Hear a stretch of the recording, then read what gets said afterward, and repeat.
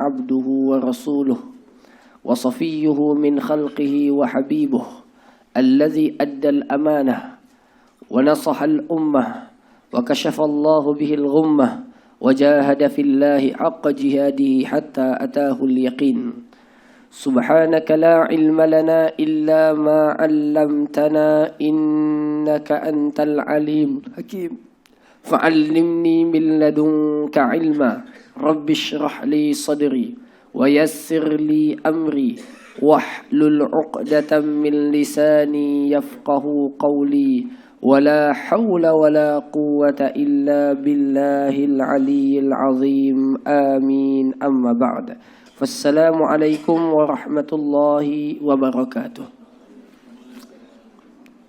Yang berusaha penyelaras kuliah duha, barisan ahli jawatan kuasa, seluruh para hadirin muslimin dan muslimat, mukminin dan mukminat, mudah-mudahan Allah merahmati, memberkati majlis pertemuan kita pada pagi ini.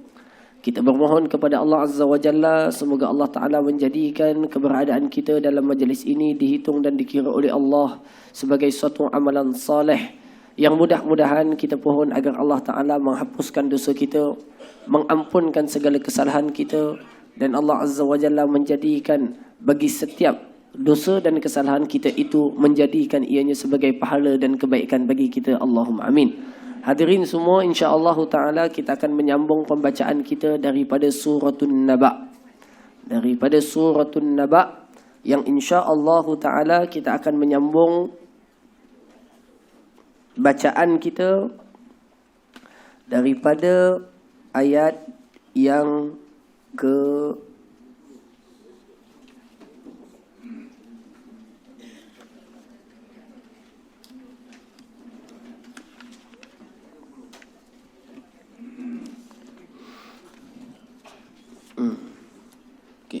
Baca daripada 21. Baca 21.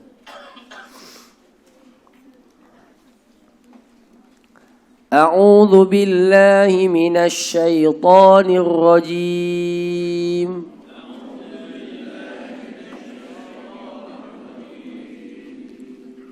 Inna jahannama kanat mirsada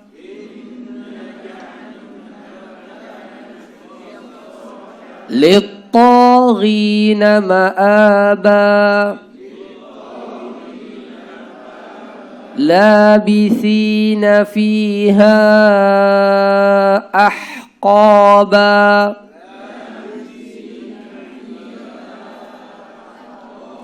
لا يذوقون فيها بردا ولا شرابا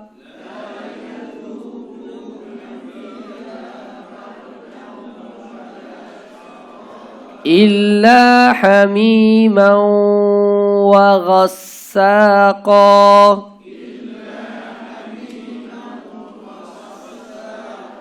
جزاء وفاقا إنهم كانوا لا يرجون حسابا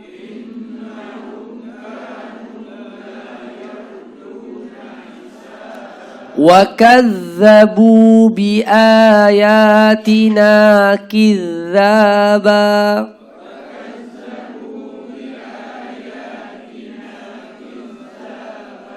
وكل شيء أحصيناه كتابا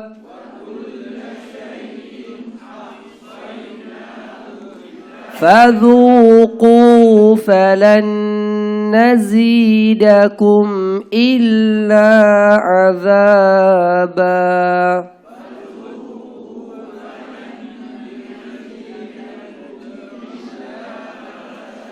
Sadaqallahul Azim. Suratun Naba ayat yang ke-2. Hari ini kita akan sambung pada ayat yang ke insya-Allah 23. Betul? Hah? 20 belum? Masya Allah. Belum lagi. Subhanallah.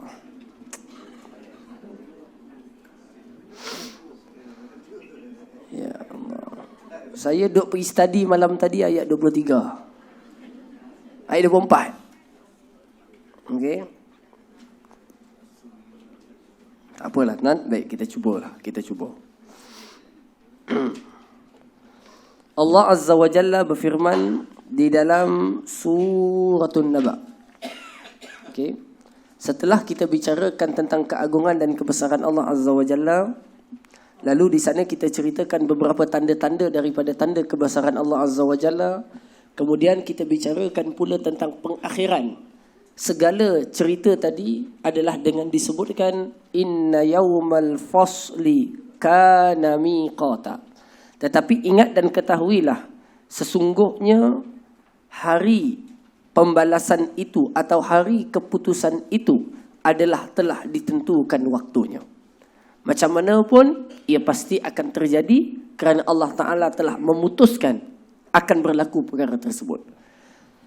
Inna yawmal fasli kana miqata. Yawma yunfakhu fis suri fatatuna afwaja. Oh, yang lepas kita bicara ayat ni ya, tentang tiupan tu, jenis tiupan. Ada berapa jenis tiupan?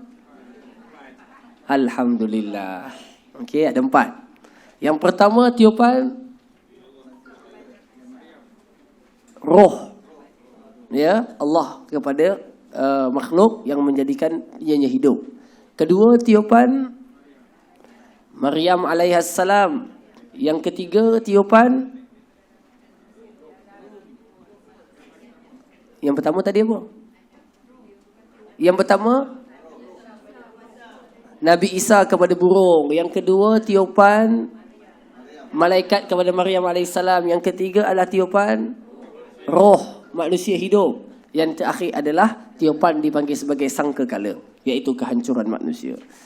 Lalu manusia akan datang dalam keadaan berpuak-puak. Wa futihatis samaa'u fakanat abwaba. Dan pada waktu itu langit akan terpecah berkeping-keping, jatuh dan ibarat satu pintu yang terbuka luas. Itu pun kita dah bicarakan secara ringkas, sebagaimana dalilnya dalam peristiwa Mi'raj Nabi SAW, ketika mana Nabi sampai ke setiap peringkat daripada langit, lalu penjaga pintu langit, maknanya ada pintu. Maka penjaga pintu mengatakan, man, siapa? Jibril. Wa man ma'aka, siapa dengan kamu? Muhammad. Maka untuk itulah dibukakan, lalu pintu pun dibukakan. Jadi langit memiliki pintu. Maka tugasan pada waktu itu adalah turunnya para malaikat Allah Azza wa Jalla yang begitu banyak untuk mengurus peristiwa akhir zaman, untuk mengurus keadaan manusia di akhir zaman. Maka tugasan itu ad hoc, pelaksananya adalah para malaikat Allah Azza wa Jalla. Maka mereka turun. Wasuyyiratil jibalu fakanat saraba. Bila terbuka pintu-pintu langit, malaikat turun. Dan dalam ayat yang lain disebutkan tentang Izas sama'un fatarat wa izal kawakibun tasarat. Iaitu ketika bintang-bintang akan berguguran. Apa yang ada di langit akan jatuh. Lalu pada waktu itu gegaran kuat berlaku. Wasuyyiratil jibalu fakanat saraba. Dan gunung ganang itu dihancurkan. Jadilah ia seperti sarab. Sarab ni apa?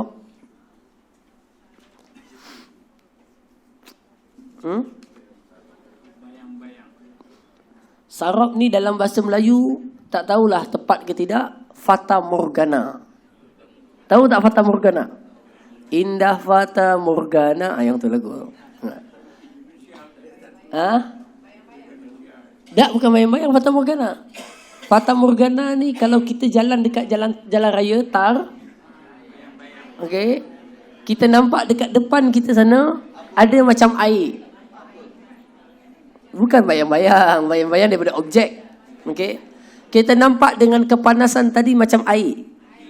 Kilauan tu. Kemudian pergi ke sana, nampak lagi depan lain pula yang tadi tak ada. Jadi, maka katanya dalam lagu itu Indah Fata Morgana, kan? apa namanya, keindahan fata morgana itu bagi orang yang haus merasakan ada air. Bila sampai rupanya menipu. Dan begitulah kata mereka tentang perumpamaan dunia. Ketika melihatnya, Masya Allah, indah dan seronok. Ketika sudah berada di dalamnya, maka tersiksa ia dengan segala tipu dayanya. Hadirin semua, tengok. Fakanat saraba, maka gunung ganang itu akan hancur berkecai. Halus dan tipisnya kehancuran gunung ganang itu dirasakan orang yang melihat seperti fata morgana. Maaf tak? Hancur, habis, luluh, bertaburan dan berterbangan. Ini juga disebutkan dalam ayat yang lain. Cuma tuan-tuan, yang uniknya dalam ayat ini disebutkan perkataan wasuyirat. Apa makna suyirat? Dan diperjalankan. Persoalannya macam mana gunung boleh berjalan? Memanglah Ji. Tak ada siapa akan pertikaikan dan bincangkan. Kita sendiri pun boleh bercakap di atas izin daripada Allah Azza wa Jalla. Kalau Allah tak izin, tak boleh cakap. Tuan-tuan, sebelum kita pergi kepada yang ini, hakikatnya gunung dan bumi, atas bumi ini, dia berjalan. Sebagaimana lajunya perjalanan awal. Saya ingatkan kalau sempat nak hantar video daripada YouTube, tuan-tuan, tentang gambar yang diambil daripada astronomi ataupun daripada atas angkasa dan diperlihatkan macam mana gunung tu sebenarnya dia berputar laju macam mana putaran awal. Dalilnya ada dalam Quran. Wataral jibala hamidatan wa hiya tamurru marras sahab sunallah. Kamu melihat gunung ganang itu tegak tak bergerak. Tetapi hakikat sebenarnya gunung dan bukit itu dia sedang berjalan dengan lajunya perjalanan awan. Percaya ke tak percaya? Ayo, ambil potongan ayat ini. Senang aja, ambil potongan ayat ini, letak dekat YouTube. Letak kat YouTube. Nanti akan ada video yang ditunjukkan macam mana daripada angkasa dilihat gunung dan bumi itu dia berputar, rupanya cepat dan laju. Berjalan tu cepat laju. Kita rasa diam je. Tengok puncak Meru tak ada apa-apa pun. Okey je. Tetapi bila diambil daripada skala yang jauh, tuan-tuan, rupanya gunung dan ganang ini dilihat memang bergerak dengan pergerakan yang sangat cepat. Satu. Itu peristiwa biasa. Tak ada akhirat. Yang ini wasuyiratil jibal fakanat saraba. Maka akan dihancurkan gunung ganang itu. Lalu dilihatlah ia seperti fata morgana. Ataupun orang yang melihat merasakan ianya adalah air. Sedangkan yang dilihat itu bukanlah air. Tetapi gunung yang telah dihancur, lebur, luluhkan. Kenapa tuan-tuan tujuannya? Wallahu alam. Kerana bumi akan menjadi bumi yang rata. Menjadi bumi yang rata, dan pada waktu itu itulah yang diangkat atau diambil sebagai mahsyar nanti insya-Allah taala. Baik. Hadirin yang saya kasih sekalian, kita tengok ayat seterusnya. Disebabkan yang ni saya tak study lagi tuan-tuan, tak study mendalam, jadi syarahannya sekadar itu saja. Baik, hadirin yang saya kasih sekalian, ramai pula yang telefon ni.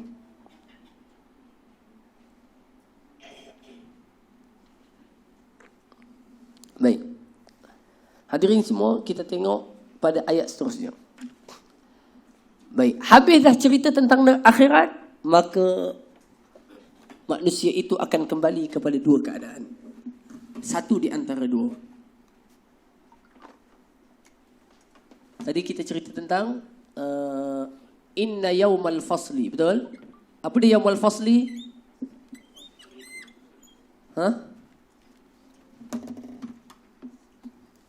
Hari diputuskan Allah urusan manusia. Yaumal fasli itu bila berlaku, manusia berada di antara dua. Iaitu yang pertama, inna jahannama kanat mirsada. Ataupun inna lil muttaqina mafaza. Sekarang kita akan pergi kepada yang ini dulu, perbahasannya. Kemudian Allah Azza wa Jalla menyebutkan di dalam Al-Quran, dan hadirin semua, ini adalah tempat kita. Kalau tuan-tuan perasan dalam Al-Quran, Allah Ta'ala sebut,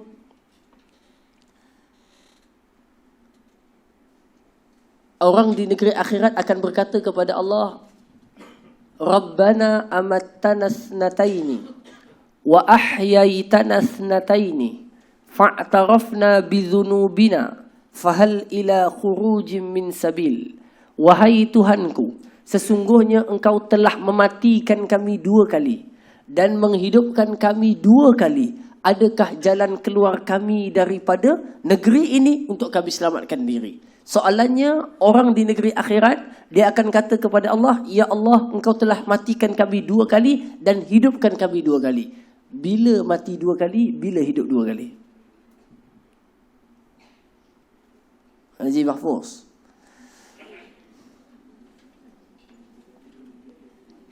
Haji Abdul Razak. Quran sebut, wahai Tuhan kami, Engkau telah mematikan kami 2 kali dan menghidupkan kami 2 kali. Ada tak jalan keluar kami daripada azab ini ataupun akhirat ini? Soalannya, bila mati 2 kali, bila hidup 2 kali? Cuba tuan-tuan.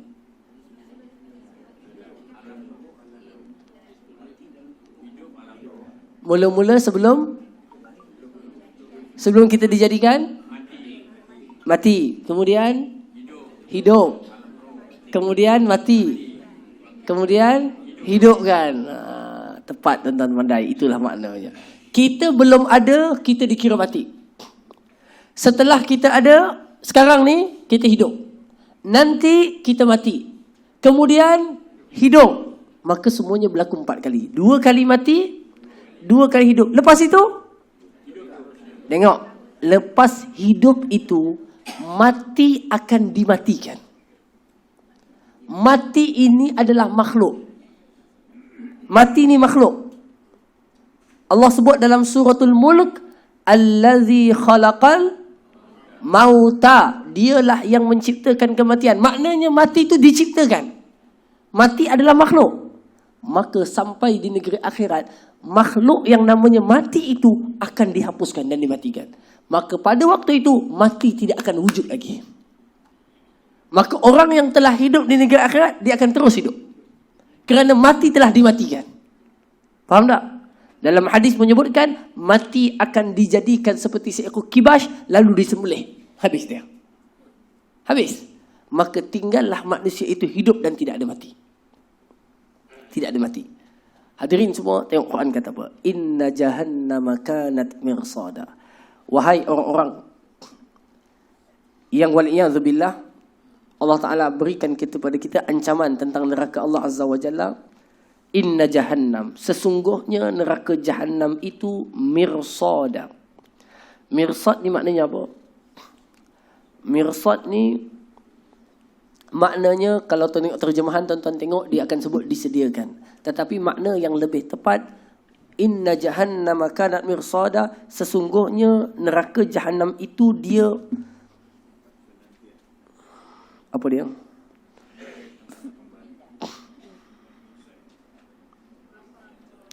Dia macam ni tuan-tuan, macam apa? Menanti-menanti, menarik-narik siapa yang nak masuk ke dalamnya.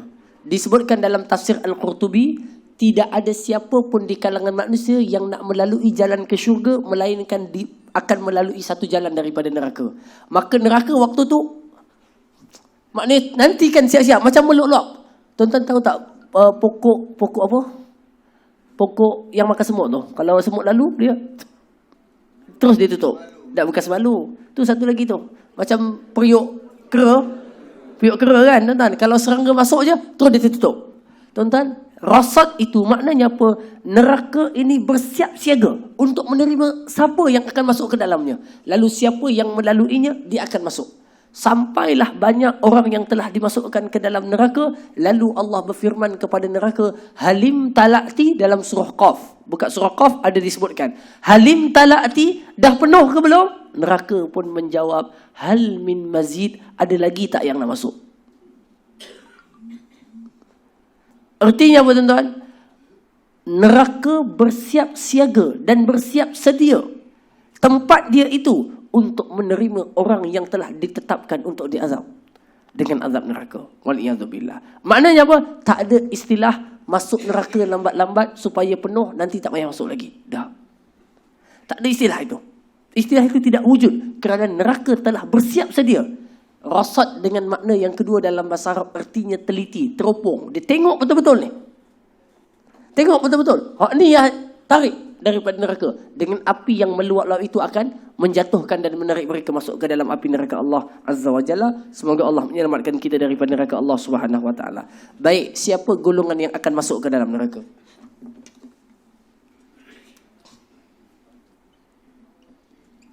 Lit-taghina.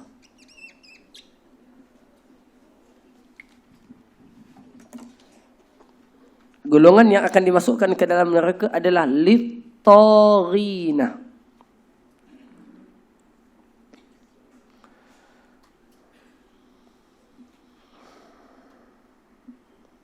Dah. Taghin daripada perkataan taghut. Taghut. Taghut ini semua yang melampaui apa yang diperintahkan oleh Allah diistilahkan sebagai taghut. Taghut dengan makna agama adalah mereka yang kufur daripada agama fitrahnya. Dia melawan fitrah dirinya dengan beriktikad Tuhan selain Allah Azza wa Jalla. Taghut. Dan semua yang memalingkan seorang itu daripada Allah Azza wa Jalla dipanggil sebagai taghut. Taghut. Baik, taghut ini yang memalingkan manusia daripada jalan Allah Subhanahu wa taala, memalingkan manusia daripada tauhid, maka dinamakan taghut. Kenapa? Kerana dia melampau terhadap iktikad fitrahnya. Lalu dia mengambil selain Allah, mengambil agama lain, mengambil Tuhan lain selain Allah sebagai sembahan. Taghut dengan makna dunia bukan agama adalah mereka yang melakukan kezaliman di atas muka bumi. Itu dia panggil taghut. Fir'aun dipanggil taghut. Taghut. Jadi taghut adalah mereka yang melakukan kezaliman di atas muka bumi ini.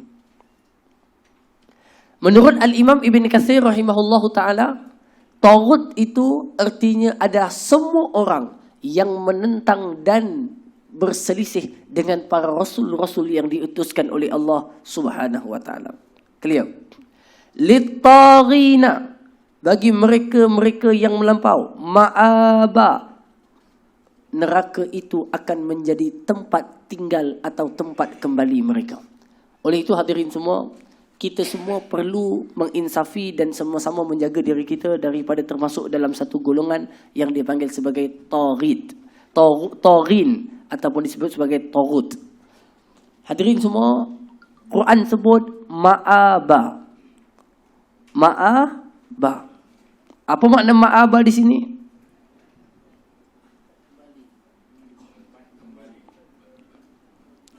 Ma'aba.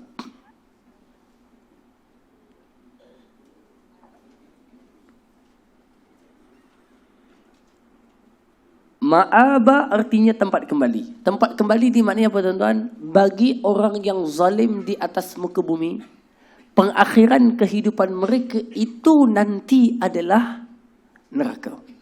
Bagi pendosa, tempat tinggal mereka adalah neraka. Sebab itu kita disuruh berdoa oleh Allah Subhanahu wa taala dengan satu doa yang tercatat di dalam suratul Furqan dengan makna yang hampir sama. Tuan-tuan ingat tak ayatnya doa? Saya pernah suruh hafal hari itu.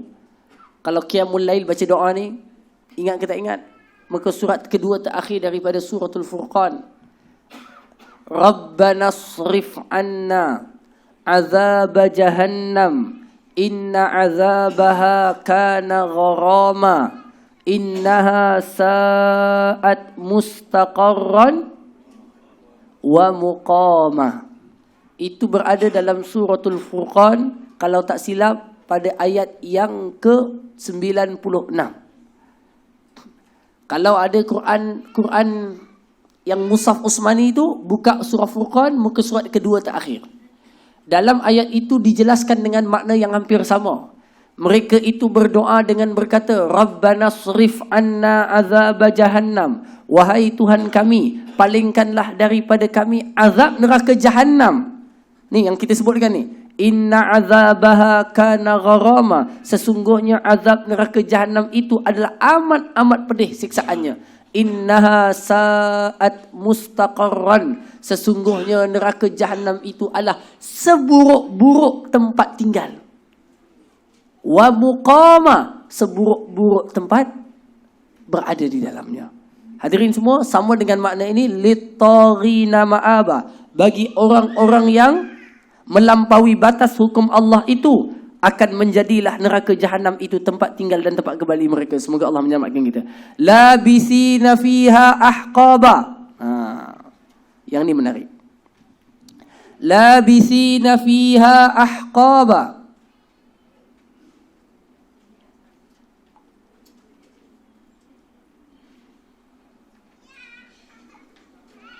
Labisina fiha ahqaba. Tuan-tuan, labisin maknanya apa? Daripada perkataan labisa. Labisa artinya tinggal atau tetap. Fiha, padanya, pada neraka Jahannam. Ahqaba, orang yang masuk dalam neraka Jahannam akan tinggal di dalamnya selama ahqaba. Ahqaba ni berapa lama? Tak. Kita. Hak ni tolong take note tuan-tuan, fahamkan betul-betul. Labisina fiha ahqaba ni, ahqaba ni. Ahqaba. Ahqaba ini adalah plural ataupun jamak. Mufradnya apa? Jamaah. Ahqaba mufradnya, plural, singularnya. Haqaba. Okey? Ini jamaknya, ahqaba, ini mufradnya. Haqaba ni maknanya apa dalam bahasa Arab? Haqaba ini dalam bahasa Arab artinya satu tempoh masa. Tengok dulu, satu tempoh masa yang lama.